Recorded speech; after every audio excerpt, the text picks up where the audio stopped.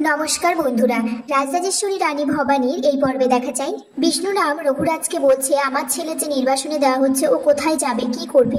রঘুরাজা বলছে এত বড় ষড়যন্ত্র যখন করতে পেরেছে ও একা থাকতেও পারবে। বিষ্ণুরাম বলছে আমার ছেলের উপর যে দোষ দেওয়া হয়েছে তা একটা তুচ্ছ কথার উপর নির্ভর করে, তা যথাযথ নয় মহারাজ। ভবানী আর রামকান্ত সেখানে আসে, আর ভবানী বলে শুধু পাইপ তো নয়, আমিও তো যথেষ্ট প্রমাণ দিয়েছি। সীতাম্মা তখন বলছে এত বড় রাজসভার মাঝখানে তোমার দেওয়ারের অপমান করতেছ, তোমার শান্তি হয় নাই। এদিকে পুটি খেতে দিদিকে বলছে রাজধানী কি কইল, আমি কান্ত দাদা শুধুমাত্র দায়িত্ব।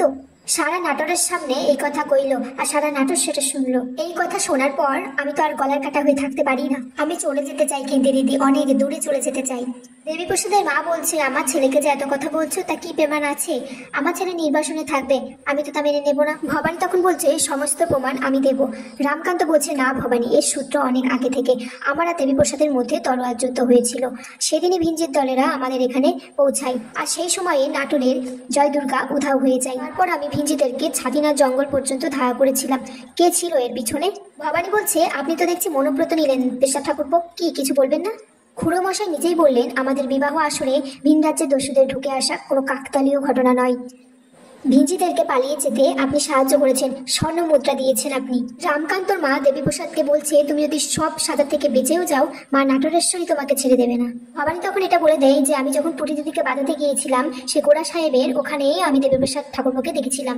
ভবানী এটাও বলে যে রামকান্ত যখন জঙ্গলের ভাদে পড়ে গিয়েছিল আর পরের দিন বাড়িতে ফিরে এসে দেখে যে জুতোর তলায় সেই একই কাদা, কিন্তু পেশা ঠাকুরপো তো বলেননি যে সেই রাতে তিনি বেরিয়েছিলেন। ঈশ্বরী তারপর সেই বাঘ নখটা একটা দাসীকে দিয়ে বলে এটা জঙ্গলে নিয়ে গিয়ে পুঁতে দেবে যাতে ভবানী বৌঠানের হাতে না পড়ে।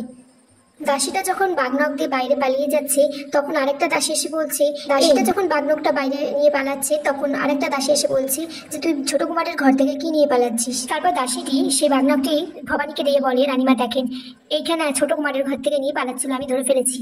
আর এখানেই আজকের পর্ব শেষ হয়ে যায় বন্ধুরা।